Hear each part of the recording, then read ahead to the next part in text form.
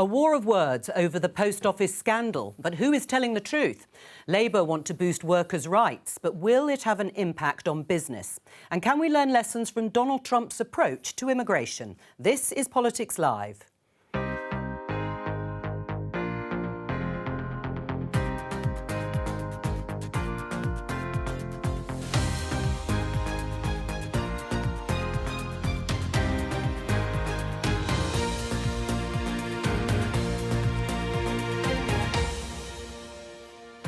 Joining me in the studio, Conservative MP Conor Burns, Labour Shadow Health Minister Karen Smith, Politics Home's political reporter Nadine Batchelor-Hunt and The Spectator's economics editor Kate Andrews.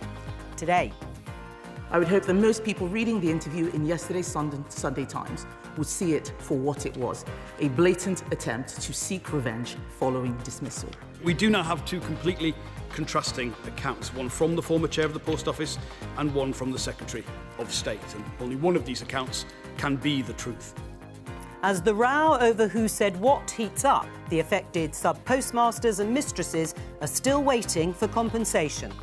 They're still not paying the postmasters. You know, they can shout at each other all they like, but they're still not paying people.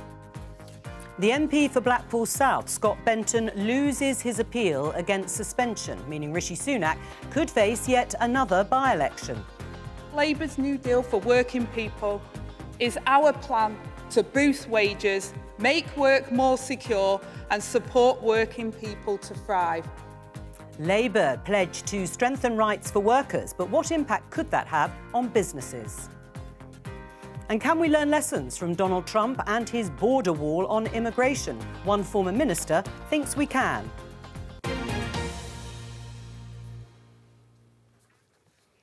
Well, let's start with one of the stories from the headlines, the continuation of an extraordinary row between the business secretary and the former chairman of the Post Office, whom she sacked earlier this year. Let's have a look at this headline in the Daily Express. Kemi Badenoch ferociously hits out at ex-Post Office chairman's lies in Horizon row. The Business and Trade Secretary took to social media to share a strongly worded post. Now, Henry Staunton, the former chairman, had said that Kemi Badenoch told him someone had to take the rap for what had happened and that he was asked to slow down compensation payments to wronged postmasters and mistresses by a civil servant. Well, Kemi Badenoch stormed to the Commons yesterday afternoon and issued a blistering response to what she called falsehoods by Henry Staunton and made further allegations about his behaviour. Let's take a listen. Disappointing that he's chosen to spread a series of falsehoods, provide made-up anecdotes to journalists and leak discussions held in confidence. All of this merely confirms in my mind that I made the correct decision in dismissing him. While he was in post, a formal investigation was launched into allegations made regarding Mr. Staunton's conduct. This included serious matters such as bullying. Mr. Staunton claimed that when he was first appointed as chair of the Post Office, he was told by a senior civil servant to stall on paying compensation. There is no evidence whatsoever that this is true. Now, Henry Staunton rejects all of that and he has since stood by his comments and says he has a contemporaneous note about what was said. So, they both can't be right. Conor, who do you think the public will believe? The Secretary of State for Business or experienced company director Henry Staunton? Well, I think there are 2 points to this. The first point is the Secretary of State did the right thing in coming to Parliament and laying out the department's view, her view, very strongly yesterday. I thought the Shadow Secretary of State, Jonathan Reynolds, was very measured appropriately in what he said in response to that. The number one thing is to deliver for these people who have been so badly let down by the Post Office. Well, we'll come to that because you haven't yet delivered it. Successive ministers of different parties over many years who were misled by the Post Office. Who do you think the public will believe? The Secretary of State has given what she believes to be a comprehensive and full setting out of her position. I believe her. I've known Kemi Badenoch for 20-odd years before she was ever in politics. She's one of the most straightforward and direct people you could ever meet. She's very direct. The language she used yesterday in the Commons and outside the Commons leaves no room for manoeuvre. I believe Kemi is telling the truth on this. Karen, who do you think the public will believe? Kemi Badenoch or Henry Staunton? I mean, I don't think that they will believe the government because I think they've so fed up and outraged, really, and then the programme obviously helped feed that outrage about what's happened to the postmasters. So it is extraordinary, as you said, that the way that she has come in, blistering, to use the House of Commons in this way. I think I agree with Conor that my colleague Jonathan Reynolds handled that very measurably and has asked for a Cabinet Office inquiry into what on earth has happened and how we've got to this extraordinary But you don't think people will believe Kemi Badenoch, despite the fact that she's pretty well put her reputation on the line? Well, she has, for what her reputation has been worth on some of these things. I think that it feeds into the cynicism of politics, and that's really not helpful. It's not dignified, is it, to use the House of Commons in that way? Well, we have to be very careful, don't we? We have to be extremely careful on this, because a minister or indeed any member uses a dispatch box to absolutely speak on behalf of the government. Any member not merely misleading, but lying to Parliament is one of the most serious offences that a member can commit. That allegation has brought down a former Prime Minister and saw him leave Parliament. Let's not get into that. But the Secretary of State, Kemi Badenoch, could not have been clearer yesterday in her account. But Henry Staunton stands by his comments. She has released further things. And it's therefore, Jo, up to Mr Staunton now to back up what he is saying. But I believe the Secretary of State. But an inquiry into that for the Cabinet Office, as we have called for, would help clarify that and restore that faith and trust in politics that we need. Indeed.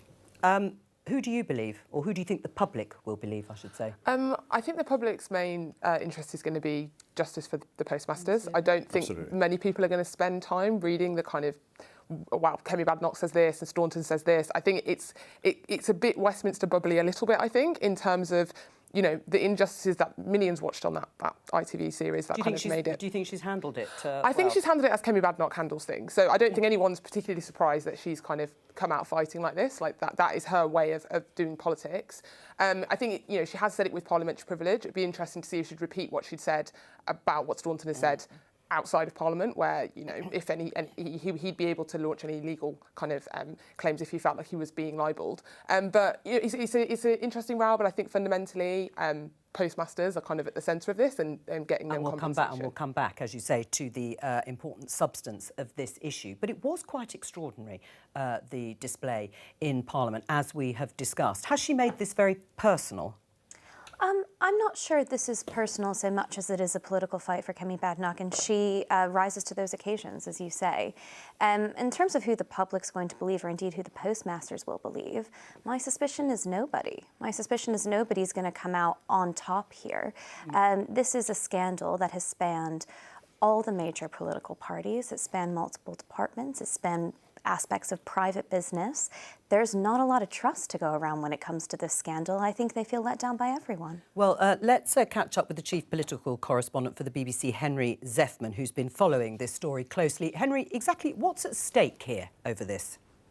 Well, this isn't an ordinary political spat, Jo. It's not normal to have a Secretary of State for Business publicly at the dispatch box of the House of Commons, with all the force that carries, accusing one of the most senior city figures of decades standing, essentially, of lying. Now, she would say the reason she's been forced into that extraordinary situation is by Henry Staunton's claims both about her and about her department, which she clearly vigorously denies. I mean, on the stakes, it's worth noting, on the sort of, I think, the most charged part of Henry Staunton's intervention, which was his claim that he was told by an unnamed senior civil servant to stall compensation payments until after the general election. Kemi Badenoch in the House of Commons gave a very categorical assertion that not only did no minister, but no department, no official in any department give that instruction to the Post Office. That's a very firm claim, and of course now the onus is on Henry Staunton, if he has any evidence to overcome that claim, to bring it forward. So what happens now? Well, the first thing that's going to happen is Henry Staunton is going to end up in Parliament next week. He's been called to a hearing of the Business and Trade Select Committee. That committee has asked for papers from the Post Office, which might help to elucidate some of the issues at stake here. We also heard a little bit from Liam Byrne earlier, who's the chairman of that committee, about other issues he might want to explore.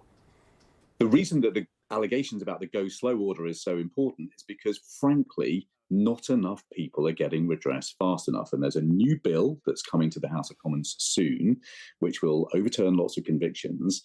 And there's a strong case for writing into that bill a hard deadline for getting all of these claims finally settled.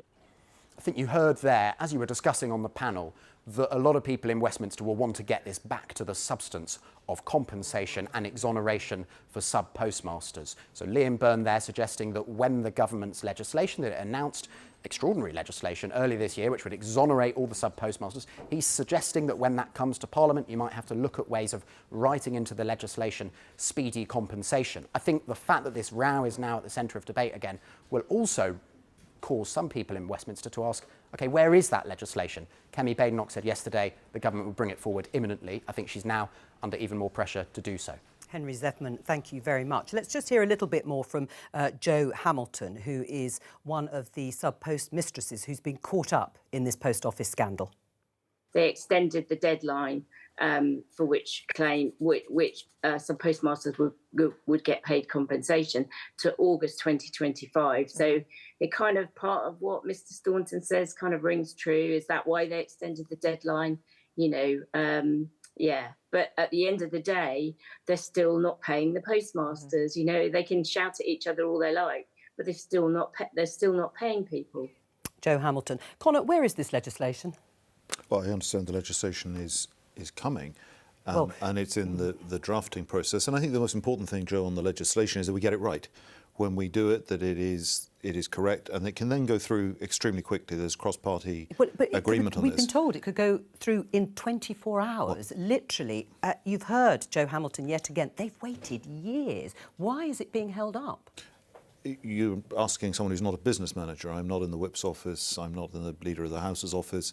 I understand the government will honour the commitment it made to bring forward this legislation quickly. Would you like to see it brought forward immediately?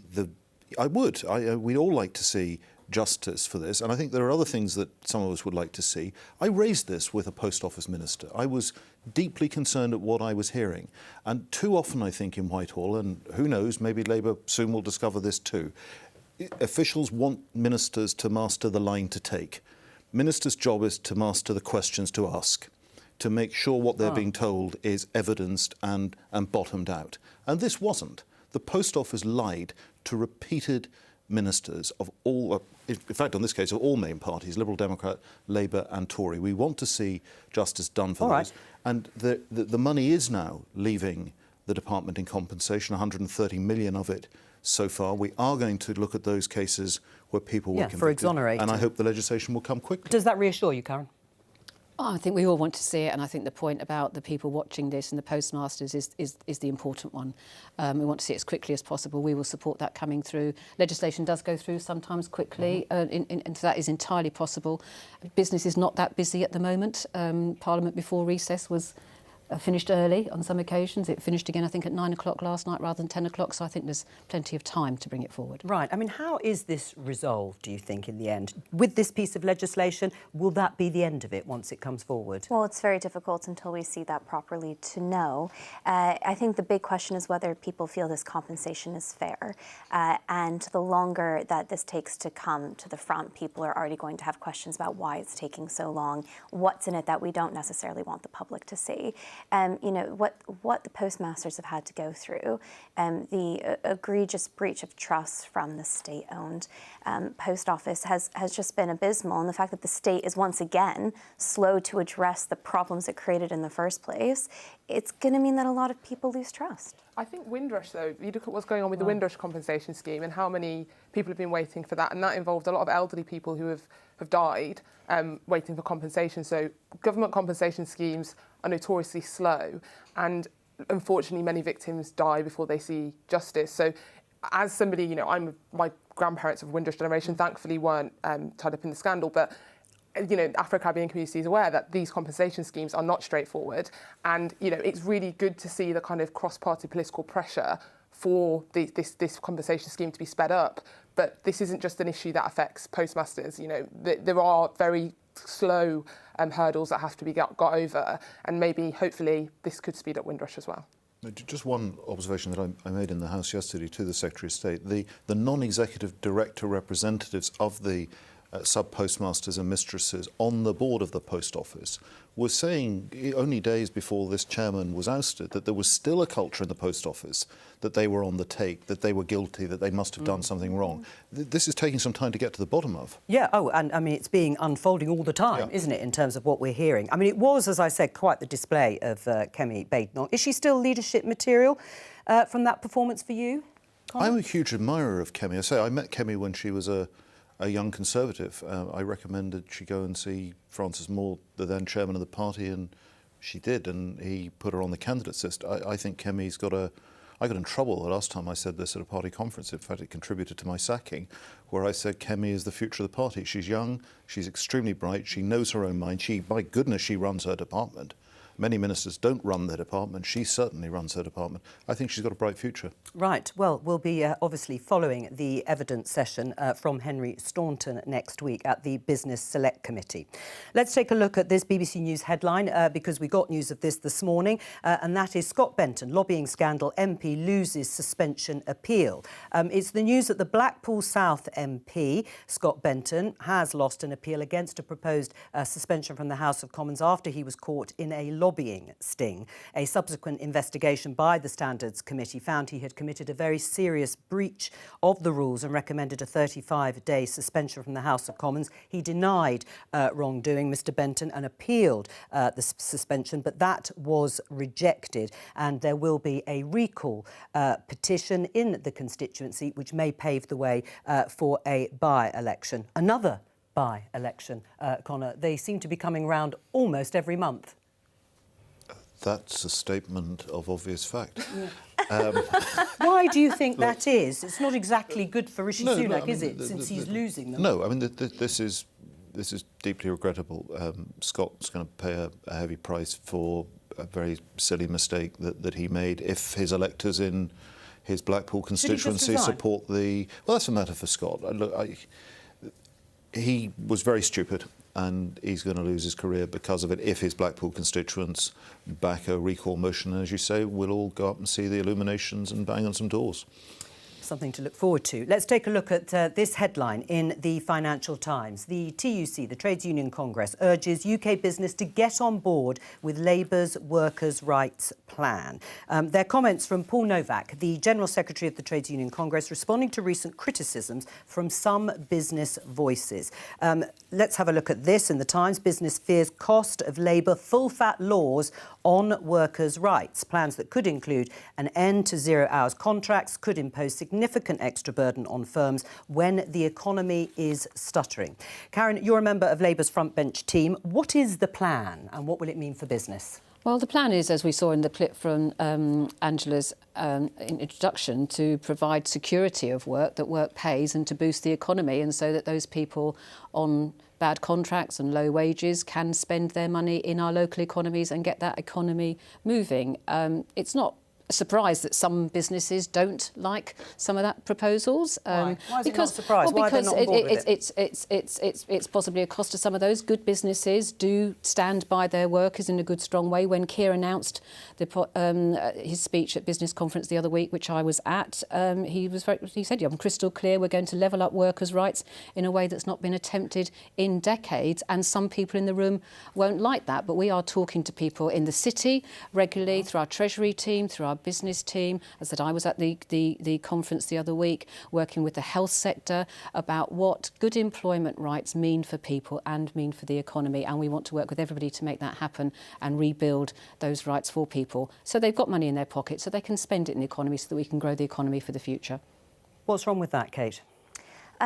I wouldn't be surprised if many businesses are looking at these proposals and thinking, are we back in 2015? You know, where has the Labour Party actually developed in its thinking around business employment strategy? These were the policies of Ed Miliband, and they were weak then, and they're particularly weak now. All of the evidence has gone in the other direction. The issue is not that people can't get a job that they want. The issue is that people are not working at the moment. We have 900,000 job vacancies in the UK right now. That is close to a record high. We have 2.5 million people on long-term sickness. We have 5.5 million people on some kind of out-of-work benefit. If you are feeling underemployed, if you are not happy with your wage, if you want to take a different strategy, go into a different job, There are hundreds of thousands of jobs available right now. Employers are desperate to get people into work. If you create more red tape to make it harder to hire them, to make it harder to actually set the rules, to make it harder to have and strategize around the company you want, we're going to have that vacancy issue, which is really bad for economic growth for a much longer period of time. Karen? I mean, I feel I'm old enough to remember the arguments about bringing in the minimum wage, which we brought in 97 government, which we were told for a long time would actually bankrupt the country and was not acceptable for business, and proved not to be any such thing. And even the Conservatives decided to bring in something called the living wage. We absolutely want to make that living wage a proper living wage that builds back the economy and gets people into those jobs, because we have vacancies in my own area around health service, huge amounts of vacancies, competition for people in jobs and works, and good companies and good organisations are offering those wages, that security of work and those benefits that attracts and retains people in our workforce, so that we don't have these terrible gaps in both our public and private sectors. And the businesses that we are talking to, and we are working very closely with them, it's a huge conference the other week in the Oval, are on board with that. Unfortunately, that was a very good example of Labour not engaging with the issues of the day. We're not talking about policies from 10, 15 years ago. We're talking about the fact that there are 900,000 job vacancies right now. You're talking about security of work. Employers are desperate for workers. You're talking about getting people good wages. We have millions of people not working right now. I think the most recent statistic shows that wages were outpacing inflation by about, I can't remember the percentage, but inflation is around 4% right now, and wages are growing at 6%. So you are dealing with a situation where people, if they want better paying jobs, if they want to have more hours, all the rest of it, you are in a situation where you can get that kind of job. You're talking about issues from the past. You're not talking about the real issues that employers are facing today. We are absolutely talking about the future. We're absolutely talking about rebuilding for the future and getting people into those jobs, and not accepting the insecurity of work that drives so many of our services and our sectors. But we're not dealing with insecurity of work right now. We're dealing with the opposite problem. And we're also dealing with disability. How do you get 5.5 million people back into work? And it's not just about wages, it is about those terms and conditions, and it is about the security that people know that they've got when they're working, how they're working, what they get, and how they can support themselves and their families. Nadine? What I would say is that we know there's a big problem with in-work poverty, and a lot of that has to do with zero-hours contracts. That is a problem. When I talk to stakeholders, Joseph Rowntree Foundation, Resolution, a lot of it is people are in work where they're not getting the hours they need and the pay they need, because their contracts are quite insecure. If you don't know what your income is going to be because you don't have fixed hours, that makes it very difficult to manage your budget. To be very clear, zero-hours contracts are predominantly used by people aged 16 to 24 and people over the ages of 55. These are people who want flexibility in their hours. I think in the FT report said that only 1 in 10 people surveyed said that the flexibility of the job. And they can move into one of those 900,000 jobs that we have at the moment. One of the things I would also say as well, I think what Labour's policies are kind of seeking to do is, we've got a structure at the moment, the way the job market has been built out is zero-hours contracts are quite fundamental to it. So I think Labour's changes are going to be very deeply structural and very disruptive, and I think it's definitely an ideological thing, and whether or not the way the economy is set up at the moment is working for people. So I think it's also broadly part of an ideological project as well. I mean, is there too much regulation now on businesses, Connor? Well, look, I think the starting point is businesses do not exist as a cash cow for government to fund government projects. Businesses exist and make profits by satisfying customers and consumers and offering something that the market wants. And whilst we all absolutely want better workers' rights, and I agree that we did bring in the national living wage on that, and we've brought in Jack's Law that offers statutory leave to parents who are bereaved and other things, we've got to be sure that what we're doing in this field is leaving enough flexibility within the labour market. Now, I represent Bournemouth. We have a big tourist economy which is seasonal. The zero-hours contract model, we have a lot of students in Bournemouth as well. The zero-hours contract is attractive to a lot of those people. There are others who might be at different points of their life journey and want the flexibility that the zero-hours contract offers, or they might want to stay in the workforce, but not with the straitjacket of a permanent, full working contract. So to have a blanket, we're just going to ban the zero-hours contract. Karen, what do you say to, is this throwing the baby out with the bathwater on zero-hours contracts? I think, and the companies that want to develop and grow, the welfare of their workforce is absolutely core to what they want to try and do, and they will lead the way in being successful businesses. But remember, we're often talking about very small businesses. When you talk about a workforce, you conjure up a sort of big vision of a blue chip multinational. And they know that they are working with a government that has can't swear on television. No, please it's very don't. clear about its attitude to business. The businesses that we are talking to, the hundreds of businesses were at that event the other week. I was in the city myself the other week. What size are those businesses? Well, are they medium and small? Yeah, and I think, and in constituencies like mine and like Connor's, absolutely small and medium-sized businesses are the bedrock of that. What they're struggling with is the insecurity of the government, the fact that the government has not been consistent on things like apprenticeships and getting skills into those businesses. So we're finding, and we all talk to our businesses locally, that what those businesses want, they're very pleased to have a party that actually is talking to them, that is negotiating with them, that is listening to them. How many of the and small employers are telling you they want a blanket ban on zero-hours contracts? What they don't want is to be told where to go. I'm referring to one thing about the CBI. No, it's an attitude. It is an attitude that talks the talk but has not done the delivery for those small businesses in constituencies. No, I think what you were talking about there, you were talking about a specific comment about the CBI and the IID, about the benefits of Brexit. Point about how they encourage particularly younger people into their workforce Karen, and keep them there. Right, one of the things that's being suggested, or that Labour wants to actually bring in if they win the election, is giving workers employment rights from day one. So if a company hires someone and they're not up to the job, will they still be able to get rid of them under a Labour government or not?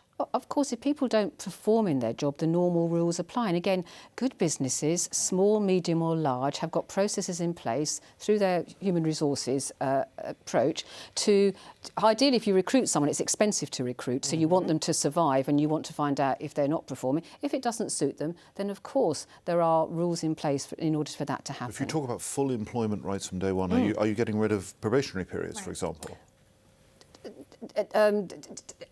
Normal rules apply for people coming into work. Would you get rid of probationary periods? We have probationary periods in most So then you're not talking about full workers' rights from day one, are you? Those are where people are employed with their rights. So you are what we not need talking is about getting rid of what we need is probationary people back into work Totally. and secure and knowing that when they're working, how they're working. It is quite a bit. It's an important rights. distinction, though. Full employment rights from day one, presumably against unfair dismissal, for example, but probationary periods would still exist to some extent. Well, I think it's going to be very worrying for a lot of employers if the Labour Party can't say something very clear on that. If the Labour Party is not going to be completely clear about its attitude towards probation periods, so you're not touching probation periods, yes or no? So I'd be completely straight that the detail on actual probation periods across all sectors, I'm not completely across.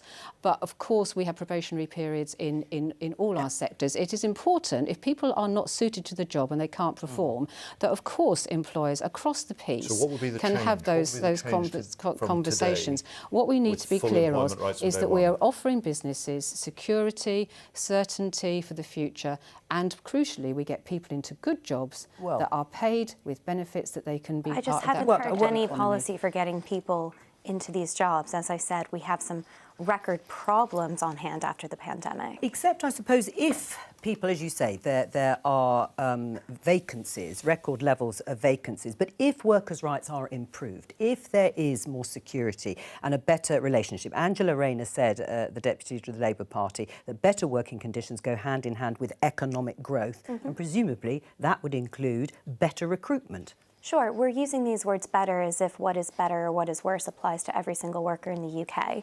And we've had this problem, frankly, in the Conservative Party. We're certainly going to see it in the Labour Party, where a party decides this is the ideal working scenario for every single employee, and we're going to hoist it upon business and force everybody to adapt to this. And I think the quiet pit was said out loud. They don't want to be told what to do. I think that goes for employers, that goes for a lot of employees as well. If you want to improve people's circumstances, hike their pay. And these kinds of regulations that we bring in, these kinds of taxes we bring in on business, often that ends up coming out of workers' pay. And we're seeing at the moment wages, as I said, they're pacing quite well, but we've had years now of stagnation. We've had years of wages falling behind inflation. If you really want to do right by employees, help get them into work and make sure that their circumstance is flexible enough for them and their employer that everybody can benefit. I mean, these policies are popular, Connor, many of them, that Labour are proposing. A YouGov poll found that 86% of people back Labour's idea of giving workers a right to switch off outside of hours. Do you support that idea? I think I agree with Kate that you cannot have blanket things across the board. So, I mean, I'm sure it's the same with your office. You know, in politics, as a member of Parliament, my team will support me out of hours because I'd be at a residents' meeting or I'd be doing stuff at the weekend. This weekend I was with the Police and Crime Commissioner Saturday morning. I needed a telephone number. I stuck it in the WhatsApp group. One of my team was on duty to respond to that.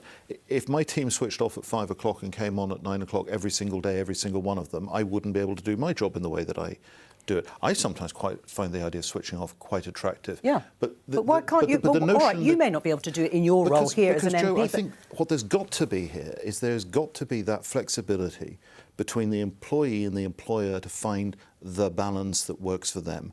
Now, where it is abusive and overbearing, clearly that is wrong.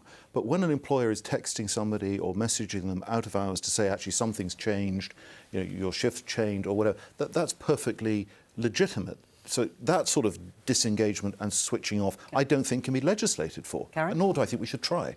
I mean, in our offices in Point, as much as possible, one tries to plan ahead to recognise when there are situations. And you can legislate for an absolute floor of expectation that we expect in our society that does, as I said earlier, benefit our local economies, that keeps people in a good work-life balance, that, you know, is important for aspects of themselves, their own health, their family's health, supporting children, supporting older people, all of those things that people are dealing with day to day, and the certainty that people need in their lives, and the certainty that actually businesses need, and good businesses of all sorts of sides do that. They do that, and that's where we're getting our messages from. That's how we're working with people. Sure. Do you think this sort of proposal of workers' rights is going to meet the expectations of people and unions? Well, this is what I was going to say. The thing that we haven't discussed is the impact of the unions here. And Labour is the Labour Party, and it relies a lot on unions, and unions want to see reform in these areas. Keir Starmer, so far, in terms of policy, has been quite light in terms of what a Labour government would look like. This is one of the offerings that is kind of appeasing the traditional Labour kind of union left of saying, you know, we're going to strengthen workers' rights. So I think part of it is ideological and part of it is political in terms of needing to offer something to unions to indicate, you know, we are still the Labour Party. But you know, how it pans out, the details, clearly details need to be ironed out because there's not been a kind of clear, on probation periods, for example, that should be something that I think all shadow ministers should know before they go out in terms of. But I think my bad on that. No, but I think you know, as the manifesto kind of you know, when it's on the table and we see what Labour will do, but I do think that workers' rights was always going to be a significant part of any kind of Labour plans. I mean, one of the other commitments is to update trade union legislation, and the wording is so it is fit for a modern economy. Does that mean you'll make it easier for people to go on strike? Look, I mean, the irony is that we've had the worst set of strikes and industrial relations that we've had in decades under this Conservative government. And in my own area of health, that's obviously damaging people's access to treatment and so on and so forth. We do need a reset, don't we, in this country, and a cooperation between business, the trade unions and government to benefit our country, to help grow that economy, because that lack of growth, the fact that we've gone back into recession last year, benefits nobody. So that's what we want to do as a reset. That's why we're working so closely with businesses of all sizes and, of course, the trade union movement to reset the economy. It works for all of us. And the great news is that with the number of new people in work, new jobs created, the number of workers who we have to discuss has gone up dramatically since 2010. Well, since 2010. Right, let's have a look at this headline in the Time. I thought you were going to say... Anyway, Robert Jenrick, who is the former immigration minister, we can learn, he says, from Trump on immigration. He's been in Texas, Robert Jenrick. What exactly can we learn from Trump on immigration? Do you agree with Robert Jenrick as the trade envoy to the US? Well, so let's disaggregate my role promoting the UK and the States, the United States, from this. Look, Robert is in Texas at the moment. I was in Texas in January. I met Governor Abbott. They're right on the front line of this in the south of the States. It is a huge problem. And I think what Robert is saying, I have some sympathy with some of the stuff that he's been saying, is that we can look at how others are dealing with this international challenge of movements. And whilst we are actually doing better than many, we've seen drops in the numbers coming illegally this year versus last year. Not by any means enough, Jo, but a hell of a lot better than... Rishi Sunak's pledge was we're going to stop the boats, and he hasn't done that. I mean, whichever way you look at it, he might have brought it down because of a deal with Albania and the number of boats being intercepted on the French side. But broadly speaking, it's been a failure, which is why he's trying to push his Rwanda plan. But, I mean, this idea that you can learn from Trump, I'm interested to know what it is that you're going to learn from Donald Trump. Just last month, the US Supreme Court ruled that razor wire fences should be removed as they are dangerous for both law enforcement and migrants. And as a result of some of the steps that have been taken, still 300,000 migrants crossed the US-Mexico border in December alone. So inhumane and ineffective. Robert is in Texas. Texas is run by Governor Abbott.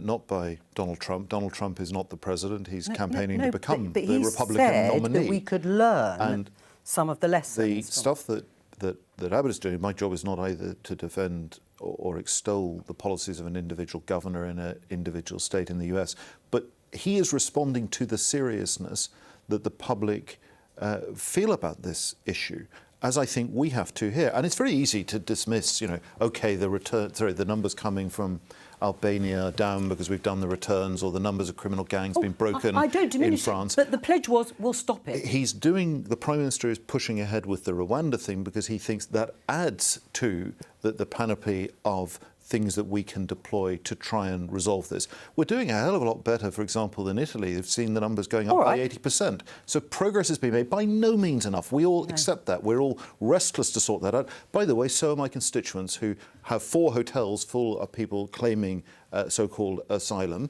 It was 5 a few months ago. We want to resolve this. It's massive out there. Anybody who's been out knocking on doors knows how concerned the British public are about this. Well, we can talk about the levels of concern from the British public. We've just been seeing pictures of the unfinished wall, as people will remember. It wasn't ever completed, started when Donald Trump was president. But the idea of learning lessons, we also saw barbed wire that's been put up and migrants coming across the border. Is there anything we can learn from immigration in the States? I mean, the situation on the southern border with America and Mexico is completely different. I mean, the border is immense and it's a land border, as is predominantly people travelling by sea. Some of the measures, like barbed wire, things like that, even if you wanted to try and apply that, it wouldn't work. So I'm also kind of sceptical about saying we can learn lessons from Trump, whose wall was a failure, really. He didn't finish the wall. It's not stopped people crossing into from Mexico into America. So I think this kind of links a bit back to, I think, Jenrick's leadership ambitions, maybe, because we can't forget that, he recently, it's well known that he kind of wants to make a pitch for leader eventually. And so taking this hard line on immigration, he was one of the most senior critics of the government's Rwanda bill, saying it didn't go far enough. I think this is part of kind of Jenrick's kind of mission on immigration, to kind of present himself as the figure who has the answer to it. And I think, saying we have lessons to learn from Trump, I mean, if you dig down into it, his immigration policy failed. So, and you had things like Muslim ban as well, which was also very controversial. So I don't think it's kind of a good argument there. Right. I mean, it does seem, though, that the Conservative government here, who accuse Labour of not having a plan, of not trying something. I mean, will that wash with voters when it comes to trying to find a way to stop those small boats? Immigration has risen up the issues list for voters, and I'll caveat my comments by saying, of course, it's completely reasonable to want to know who is coming in and out of your country, and the frustrations in the US and the frustrations in the UK are comparable in that way. But this is going to be an exhausting year of people trying to compare the Labour Party and the Conservative Party to the Democrats and the Republicans. These are not legitimate comparisons, not least because the Conservative Party is to the left of the Democrat Party in the United States. But I would implore Conservatives in particular not to try to compare themselves to Donald Trump, especially on the issue of immigration. This is a president who called Mexican immigrants rapists. This is a president who has referred to immigrants as animals. This is a president who's spoken about the infestation of migrants, who's spoken about the poisoning of America because of immigration. This is somebody who you want absolutely nothing to do with, especially if your goal is to crack down on illegal immigration, because you, I would assume, want to appear thoughtful in your attempt to come up with better public policy. Donald Trump has no lessons on that. Connor? I don't disagree with any of that. I think reading what Robert said, and I think the headline maybe wasn't the best encapsulation of Robert's overall comments. He was making the point that those areas, those places that have the best result on tackling this are those that declare an urgency about it. I think that's what Robert was trying to get across. And the point that I was trying to make, he was in Texas meeting the bloke who runs it, Governor Abbott, who I met in January, talking about a trade agreement, an investment agreement between the UK and the US. They have it on their doorstep, and they are trying to have practical measures like accelerating the processing. We have to break this thing that if you get here, you stay here. That's what Rwanda is an attempt to try and do. But we've got to respond quite rightly to the levels of public concern that there are about illegal immigration. Yeah, Karen, do you share those concerns about illegal immigration? Yeah, I mean, I think the country is worried, and obviously the processing, which is not working, and the rise in hotels, we know is not working. But generic, gimmick again to the states, to Trump. I mean, we are now all talking about that, isn't it? So I guess maybe he's achieved his objective, but I think he'd be better off focusing his attention back at home. Well, let's move on to some breaking news. We can show you this headline in the Daily Mail. Keir Starmer, the Labour leader, calls for immediate humanitarian ceasefire in Gaza in desperate bid to avoid mass revolt by Labour MPs in vote tomorrow. Well, that is the headline. That is ahead of an SNP-led vote in the Commons tomorrow. They were calling for an immediate ceasefire, and the last time there was a vote and a debate brought by the SNP, 56 Labour MPs rebelled and supported the SNP motion. Well, Keir Starmer obviously preempting what is going to happen tomorrow. Let's have a listen to the Shadow Foreign Secretary, David Lammy.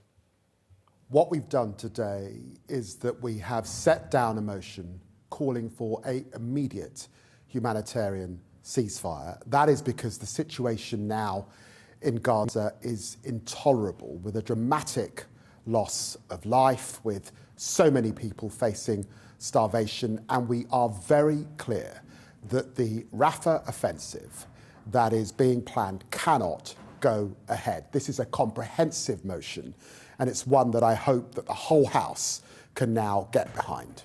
Well, I mean, obviously a change there from the Labour Party. Why has it taken them so long, Karen?